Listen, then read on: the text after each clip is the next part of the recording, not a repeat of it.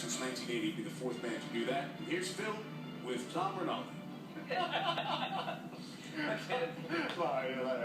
Mike, thank you very much. You just had a chance to look through those highlights there. You sort of shook your head. Birdieing 4 of the last 6. Where does this round, this putting performance, I hate asking where it ranks, but I know it's a good answer. I'm playing some of the best golf of my career, and today was one of the best rounds I've ever played, and it's the best I've ever putted. I mean, I just was I was seeing the line, the ball was rolling, it just was going in the hole. It was just an incredible day on the greens. The natural question to ask is the last major championship, the 6th runner-up. That is about as low as I've seen you coming off a golf course, being that close.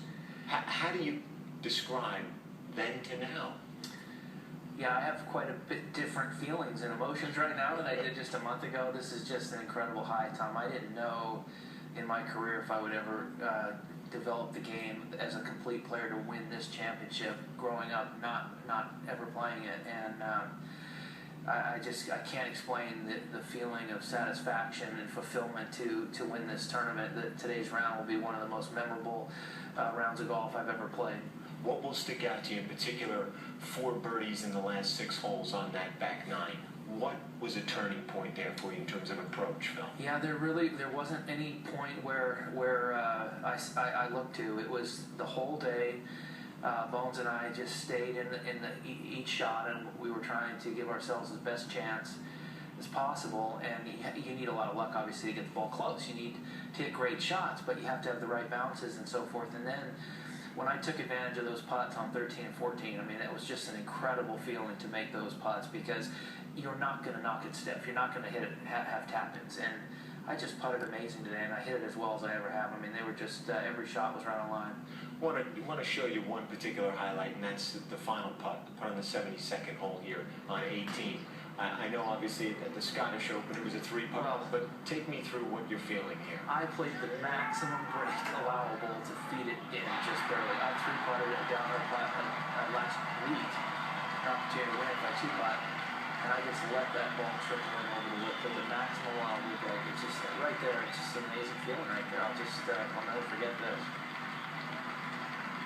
You caddy Jim Mackay in tears there. You've been together so long. Yeah, I can't explain what it means to have a friend and a partner and a caddy as Bones, and then to have Amy and Amanda, Sophia, Evan here. Just it feels amazing to be able to share this great moment with them, and to have somebody like Bones. I mean, he did such a great job this week managing clubs, and it's, you know, there are 3 different clubs you can hit on every single shot, depending upon how much you move it into the wind or let it fall with the wind, what have you. He did a great job all week. You've talked about times about how difficult it is to try to balance your professional pursuits and your ambition with the importance of being a father. We saw that at the U.S. Open when you flew back for your daughter speaking at your 8th grade graduation. They're all here. How do you balance that out, and then how do you describe a moment when they're all waiting for you off the green as they were today? We do the best you can, you know. We all want to have I think it's important to feel successful. You want to have a good balance between your family life, your professional life, your career, whatnot, and they've really been supportive. I mean, that moment right there, that's a picture I'll put on the wall, and every time I see it, remember this amazing feeling. Earlier in the week, you said you had a hate-love relationship with this championship. And that relationship is minute to minute, because 16 is a great example where I hit a perfect 6-iron in the middle of the green, drawing to the pin as solid as I could, and it ends up rolling back all the way off the green into a very difficult up and down. And at that moment, love was not what I felt. And then you hit 2 great 3-woods that just chase onto the green and end up perfectly and make birdie it, and then I fall back in love with it. So it's a minute-to-minute relationship. We texted a little bit back and forth after the U.S. Open, and I thought back to a question that I had asked you after the Masters a few years ago about the difference between the great shot and the smart shot, where you had said a lot of times the smart shot is the one you don't have the courage to try. The great shot is the one that you do and you pull off. I think that compels a lot of people to watch you.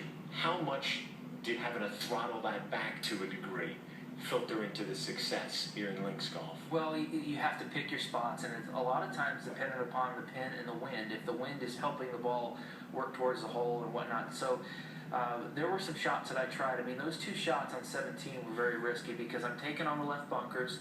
We saw an 87 Zinger get into the bunker and have to wedge out and make bogey, and he lost. I had to take on those bunkers. And the worst rough on this course is 30 yards short left of 17 green. So if I hang that to the left and don't chase it on, it goes into the worst rough where I might not have a shot. But I took those 2 shots on and hit them perfectly and walked away with a tap-in birdie. And that birdie was really the one that ended up giving me that final push. The third leg of the Grand Slam for Phil Mickelson in terms of career perspective, and in his own words, one of the most memorable rounds of his entire career. And if 6 seconds counted as a win, I'd have all 4 of them. I'll leave that as the final word. You've torn up the every room all week.